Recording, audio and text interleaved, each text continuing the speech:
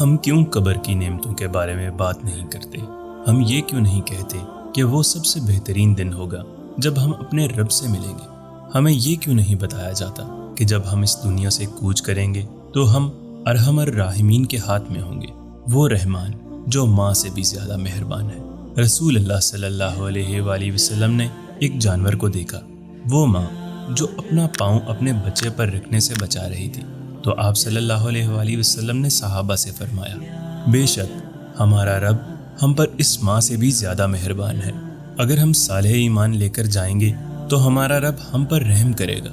پھر جب قبر میں صالح مومن سے منکر نکیر کے سوال جواب ہو جائیں گے تو ہمارا رب کہے گا، میرے بندے نے سچ کہا، اس کے لیے جنت کا بچھونا بچھاؤ، اس کو جنت کے کپڑے پہناؤ اور جنت کی طرف سے اس کے لیے دروازہ کھول دو اور اس کو عزت کے ساتھ رکھو۔ پھر جب وہ اپنا مقام جنت میں دیکھے گا تو اللہ سے گڑ گڑا کر دعا کرے گا، پروردگار قیامت برپا کر تاکہ میں اطمینان کے ساتھ جنت چلا جاؤں۔ ہم یہ بات کیوں نہیں بتاتے کہ ہمارا عمل صالح ہم سے الگ نہ ہوگا اور قبر میں ہمارا مونس اور غم خوار ہوگا؟ جب کوئی نیک آدمی وفات پا جاتا ہے تو اس کے تمام رشتہ دار جو دنیا سے چلے گئے ہوں گے ان کی طرف دوڑیں گے اور سلام کریں گے۔ اس ملاقات کے بارے میں رسول اللہ صلی اللہ علیہ وآلہ وسلم نے فرمایا کہ یہ ملاقات اس سے کہیں زیادہ خوشی کی ہوگی جب تم دنیا میں اپنے کسی عزیز سے طویل جدائی کے بعد ملتے ہو اور وہ اس سے دنیا کے لوگوں کے بارے میں پوچھیں گے۔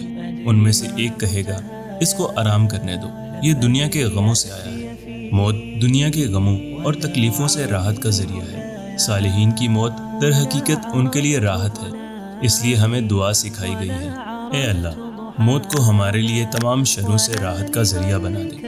ہم لوگوں کو یہ کیوں نہیں بتاتے کہ موت زندگی کا دوام ہے اور یہ حقیقی زندگی اور ہمیشہ کی نعمتوں کا دروازہ ہے؟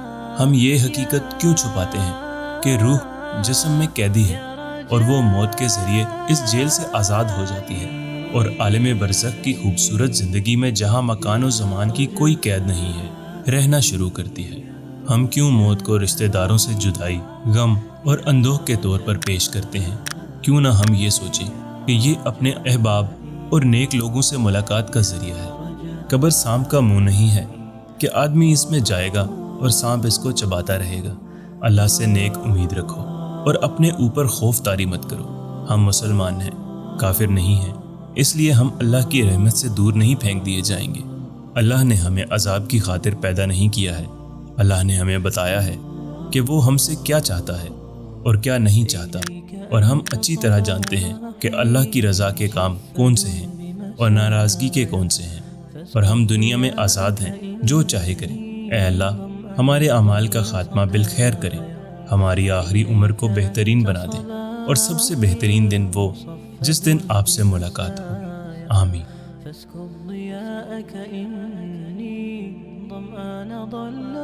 ویڈیو دیکھنے کا شکریہ، لائک کرنا نہ بھولیے گا۔ چینل کو سبسکرائب نہیں کیا تو ابھی کر لیں اور گھنٹی کا بٹن ضرور دبائیں۔